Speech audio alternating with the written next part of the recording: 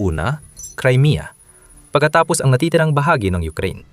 Iyon na ang plano ni Putin mula pa noong 2014 dahil nakita niyang Crimea bilang panimulang punto ng kanyang pananakop.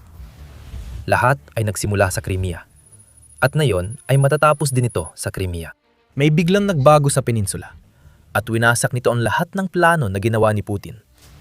Wala na ang kuta ng kapangyarihang Ruso sa Ukraine. Unti-unting napapalaya ng Ukraine ng Crimea at dahil sa biglaang pagbabagong ito, mas vulnerable na ang peninsula ngayon kaysa dati. Sa pagsimula ng pananakop ni Putin, mahalagang bahagi ng plano ng Russia ang illegal na okupadong Crimea. Ang supply mula mainland Russia ay maaring dalhin sa peninsula sa Kerch Bridge na ginastusan ng Russia ng 3 hanggang 5 bilyong dolyar para maitayo. Pagkatapos, ang mga supply ay ipapadala mula Crimea sa Ukraine. Lahat ng kagamitang inilagay ni Putin sa peninsula ay pwedeng gamitin sa pag-atake sa Ukraine mula sa malayo.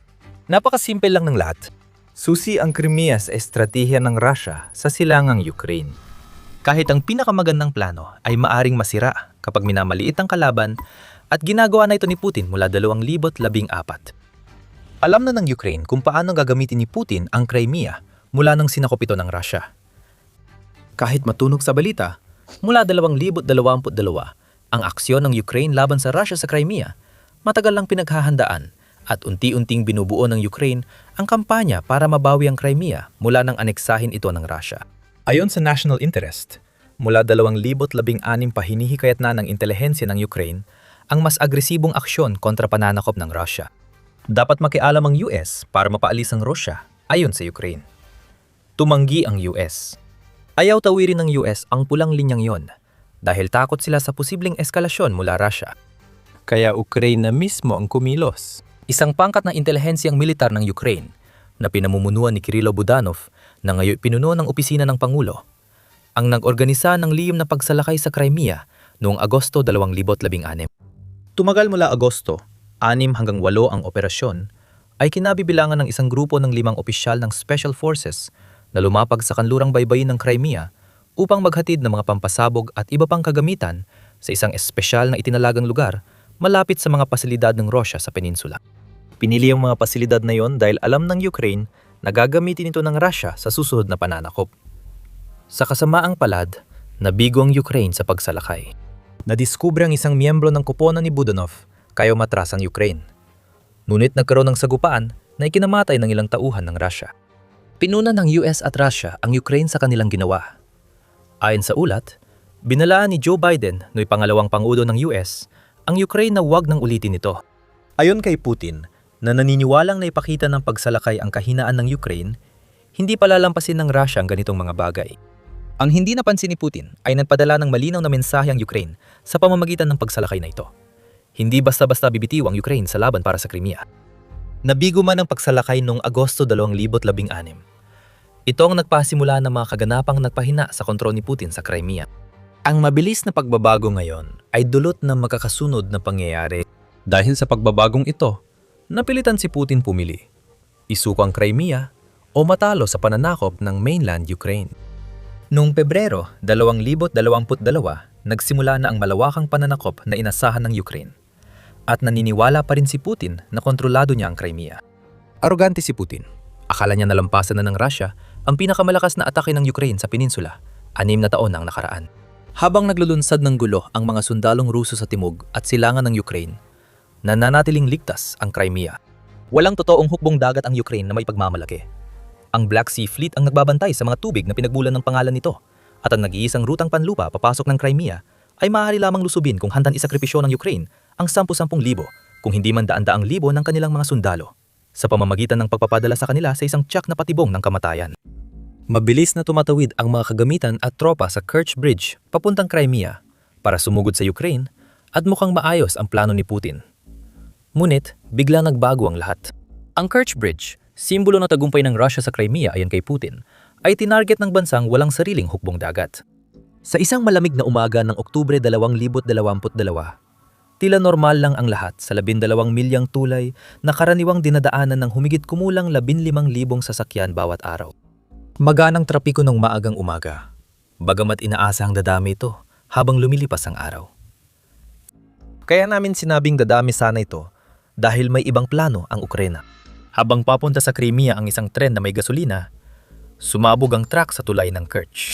Nakuhanan sa CCTV, naganap ang pagsabog alas 6:07 ng umaga sa lokal na oras at tinamaan ang tren ng Rusya. Sumabog ang mga tangke ng gasolina sa tindi ng apoy. Nagkapira-piraso ang bahagi ng kalsada at nasira ang haligi matapos tamaan ng Ukraine ang tulay ng Kerch na ikinagulat ng Rusya. May mga aral na natutunan mula noong Agosto 2016 at sa isang iglap, ipinakita ng Ukraine kay Putin na mas marami pa siyang dapat ipag-alala sa militar na intelihensya ng Ukraine kaysa sa inakala niya.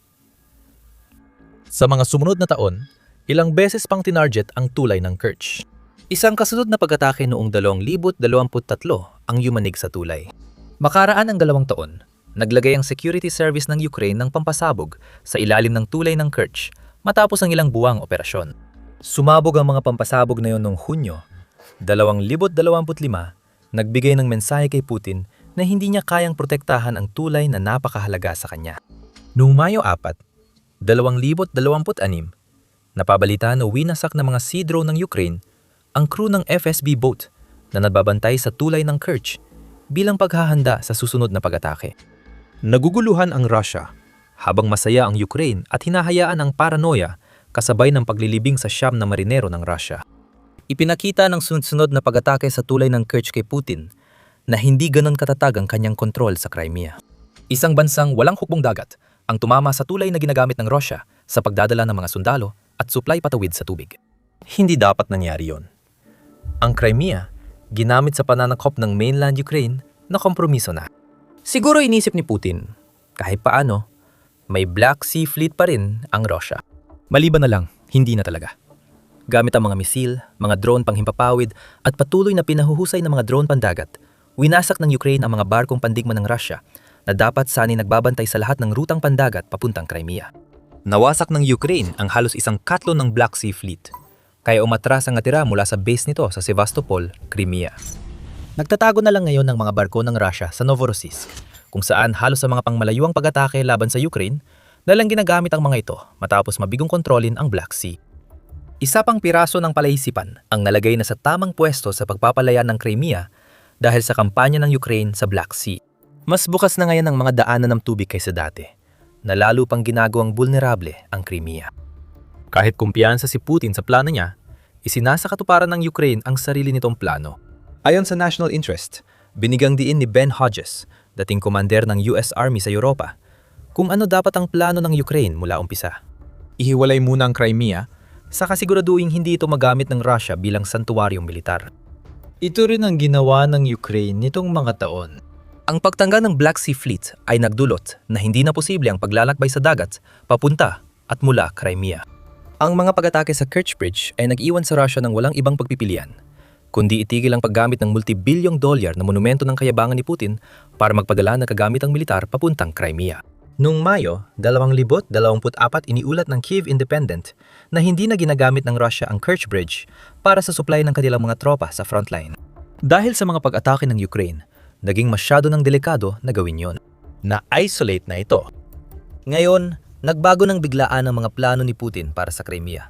Dahil halos hiwalay na ang peninsula, isinasagawa na ng Ukraine ang ikalawang bahagi ng plano ni Hodges para gawing walang silbi ang peninsula bilang asset militar ng Russia. Ganito, mabilis na binawasak ang depensa sa himpapawid ng Crimea, kaya matindi ang pagdurusa ng Russia. Bago tayo magpatuloy, paalala lang na pinapanood mo ang The Military Show. Kung may natutunan ka, huwag kalimutang mag-subscribe para mapanood pa ang iba naming video. Habang pinahina ang Black Sea Fleet at ginawang hindi na magamit ang Kerch Bridge, pinalawak ng Ukraine ang kampanya para sirain ang depensa sa himpapawid ni Putin sa Crimea. Lahat tinatarget ng drone at missile strike. Linggo-linggo nang nasusunog ang mga logistical node, radar system at air defense battery sa Crimea, habang tinatangkang pahinain ng Ukraine ang depensang itinayo ng Russia sa peninsula. Lagi nang winawasak buwan-buwan ang air defense ng Russia at Marso ay magandang halimbawa nito. Ayon sa UKR Inform, noong Abril 15, nasira ng mga pag-atake ng Ukraine sa Crimea at ibang sinakop na teritoryo ang 54 unit ng air defense ng Russia, kabilang ang 15 radar at 39 surface-to-air missile launcher. Noong Marso may pag-atake na sumira sa 2 radome, isang Nebo U radar at isang 5N-84 Aoborona 14 radar sa Crimea. Isa lang ito sa mga halimbawa. Matagal nang tinatarget ng Ukraine ang air defense. Bawat atake sa Crimea ay nagpapahina sa proteksyon ni Putin. Kapag inalis ng Ukraine ang air defense sa mga sinasakop na teritoryo sa silangan at timog, nakakaroon ng ligtas na aerial corridor na pwedeng gamitin para magpadala ng mas maraming drone at missiles sa Crimea. Iyan ang biglaang pagbabago. Bukas na ang Crimea sa pag-atake ng Ukraine halos kung kailan ito gustuhin, dahil may mga puwang na nagbibigay daan dito. Si Taras Kuzio, profesor ng Agham Pampulitika sa National University of Kyiv, Kyiv Malaya Academy, ang maglatag ng estratehiya. Sinisira ng Ukraine ang depensa sa impapawid ng Russia kahit saan, hindi lang sa Crimea, para magbukas ng ligtas na ruta para sa katamtaman at malayuang pag-atake sa likod ng mga linya ng Russia. Ang ikalawang bahagi ng pahayag ay kasing laki ng problema kay Putin, gaya ng pagpapahina ng Ukraine sa Crimea mismo. Habang bumabagsak ang mga depensa sa impapawid ng Crimea isa-isa, maaari magpadala ang Ukraine ng mga makapangyariang long-range na drone nito tulad ng Flamingo sa ibabaw ng Crimea at papasok mismo sa Russia. Ang dating haligi ng proteksyon ng Russia ay naging isang hiwalay at lalong walang silbing peninsula. Matalino ang diskarte ng Ukraine. Ang intelihensyang militar ng Ukraine o HUR ay nakilala dahil sa pagsira ng mga air defense system sa Crimea. Dalubhasa ang unit na Ghosts sa pagsera ng pinakamahusay na air defense system ng Russia tulad ng S-300, S-400 at Buk. Paborito ng mga Ghost ang precision strike at matalino ang kanilang mga atake. Ibang pagsira sa air defense battery. Pero ang patuloy na pagtutok sa radar system sa Crimea ang tunay na nagpapahina sa kontrol ni Putin sa peninsula. Bakit? Mahal at mahirap talaga gawin ang radar. Ganun na ang sitwasyon kahit bago pa ilunsad ni Putin ang kanyang pananakop. Ngayon, hirap na ang Russia sa pagkuha ng mga piyesang kailangan nito para makagawa ng mga kapalit na radar dahil sa parusa ng kanluran. Walang silbi ang mga baterya ng depensa sa himpapawid kapag walang radar. Hindi sila makakaputok sa hindi nila nakikita. Kaya nadudurog sina Putin at ang kanyang grupo habang pinapanood ang mga drone ng Ukraine na lumilipad sa tabi ng mga sirang radar at walang nagagawang air defense system. Nagagamit na ang mga puwang. Tapos nang bigla ang pagbabago. Mas maisasagawa na ng Ukraine ang kanilang estratehiya sa Crimea. Patuloy tinatarget ng HUR at ng mga puwersa ng mga sistemang walang tauhan ng Ukraine ang Crimea. Noong Marso at Abril, nagsagawa ang Ukraine ng 76 na pag-atake sa depensa ng impapawid ng Russia sa Crimea at mga sinakop na teritoryo. 39 noong Marso at 37 noong Abril. Sa loob ng 2 buwan, halos 50. Ganitong pag-atake ang inilunsad ng Ukraine. Tumaas ng 300% ang bilang ng kanilang pag-atake laban sa depensa ng himpapawid ng Russia mula katapusan ng 2025.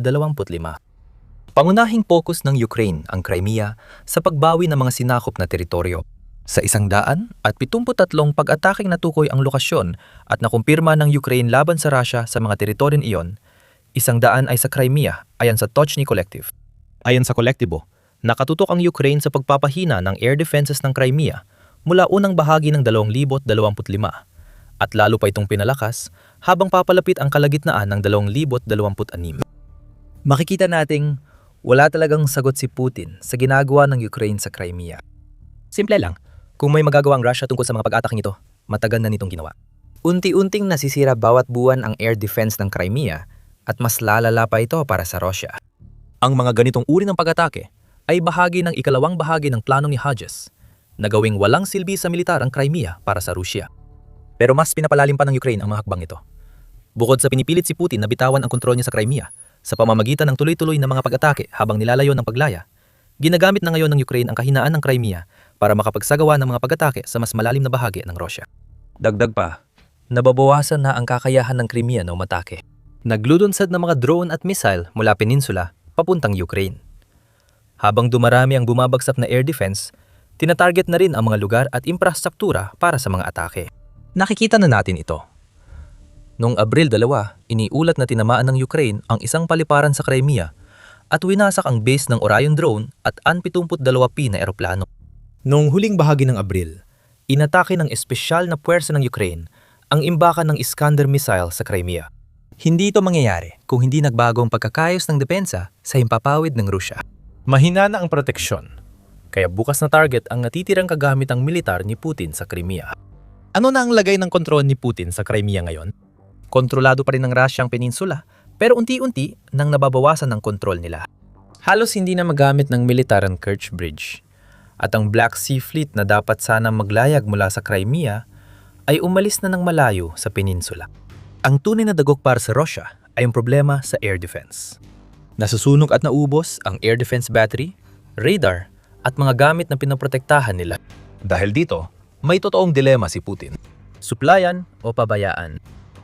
Kung nais ni Putin panatilihin ang kontrol sa Crimea, kailangan niyang magpadala pa ng mga sistemang winawasak na Ukraine doon. Kinakakailangan kumuha ng mga sistema mula sa mga sinakop na teritoryo o sa loob ng Rusya.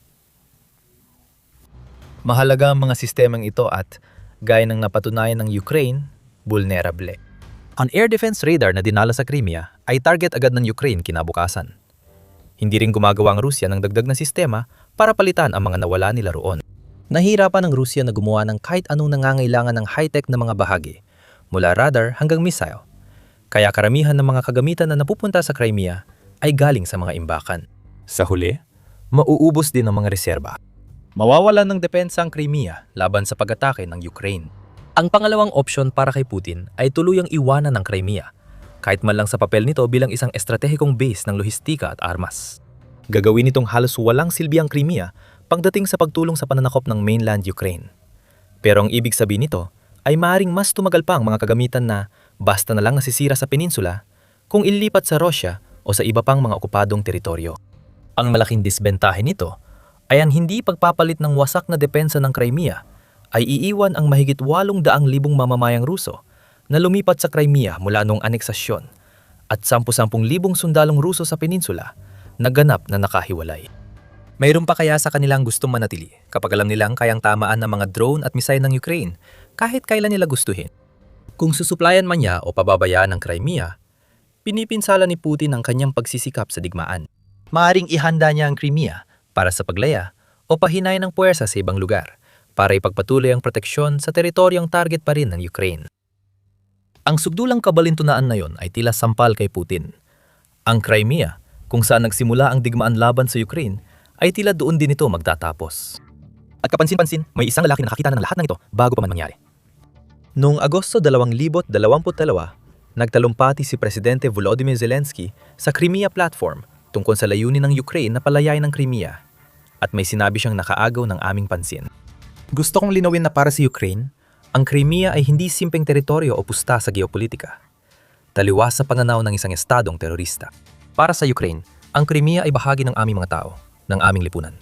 Isang komunidad ng mga tao na bibigyan namin ng kalayaan at ibabalik ang makabagong pamumuhay, ayon kay Zelensky. Sinabi ng Ukraine sa Russia na hindi nila kailanman isusuko ang Crimea at malinaw ang kanilang balak mula simula. Ngayon, nakikita nating tinutupad ni na Zelensky at Ukraine ang mga pangakong binitiwan noong Agosto 2022. Hindi pa naging ganito kahina ang kontrol ni Putin sa peninsulang inagaw niya noong 2014. At dahil sa biglaang pagbabagong nagresulta sa pagwasak ng Ukraine sa depensa sa himpapawid ng Crimea, oras na lang ang bibilangin bago ang teritoryong inaasahan sanang maging alas ni Putin ay maging dahilan ng pagkatalo ng Russia sa digmaan laban sa Ukraine. Nagsimula na ang ganap na paglaya ng Crimea. Tuloy-tuloy ang plano ng Ukraine at wala nang magagawa si Putin para pigilan ito. Lahat ng ginagawa ng Ukraine na yon ay nakatuon sa pag-aalis sa sinasakop na Crimea, sa digmaan ng tuluyan sa pamamagitan ng ganap na pagsira sa tulay ng Kerch. Maaari mong malaman pa ang tungkol dyan at ang iba pang bahagi ng plano ng Ukraine sa pamamagitan ng panonood ng aming video.